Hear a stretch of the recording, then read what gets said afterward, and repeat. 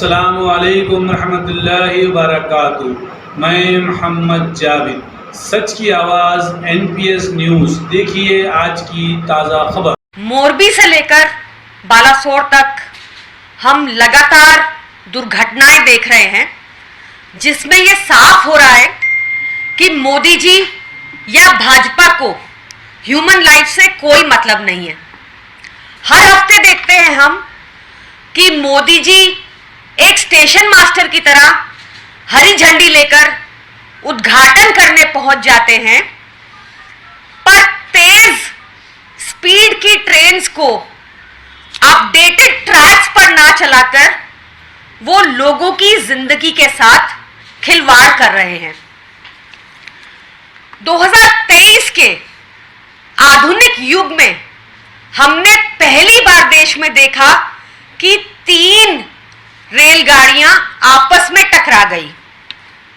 आप कल्पना करके देखिए कि कितना दर्दनाक एक्सीडेंट था कि 130 किलोमीटर की स्पीड से 2 ट्रेन टकराती हैं और रेल की पटरी रेल के डब्बों को चीरती हुई ऊपर से निकल जाती है।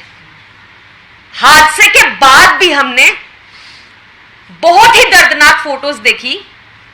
आप सबने देखा होगा एक रोते हुए पिता कैसे अपने बेटे को लाशों के बीच में ढूंढ रहे थे। एक और बहुत ही भयावह वीडियो देखा जिसमें लोगों को जानवरों की तरह, लाशों को जानवरों की तरह एक के ऊपर एक फेंका जा रहा था, जिससे यह दिखता है कि मोदी सरकार में there is no dignity in life and none in death. Official आंकड़ा अभी तक का यह बताता है कि करीब 300 लोगों की मृत्यु हो चुकी है, करीब 56 लोग क्रिटिकली इंजर्ड हैं और करीब 900 लोग हॉस्पिटलाइज्ड हैं। हमारे देश में लगभग 2 करोड़ 30 लाख लोग हर रोज ट्रेन से ट्रैवल करते हैं।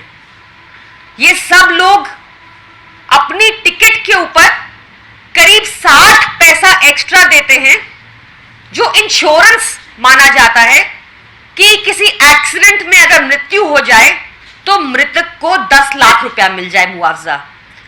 तो क्या सरकार की जिम्मेदारी मुआवजा देकर, इंश्योरेंस रूपी मुआवजा देकर खत्म हो जाती है? अकाउंटेबिलिटी खाली संवेदना प्रकट करके काम खत्म हो जाता है क्या सरकार का? अकाउंटेबिलिटी तय होगी कि नहीं होगी और किस पर होगी? क्या एक लाइनमैन पर होगी या इसकी रूट में जाया जाएगा?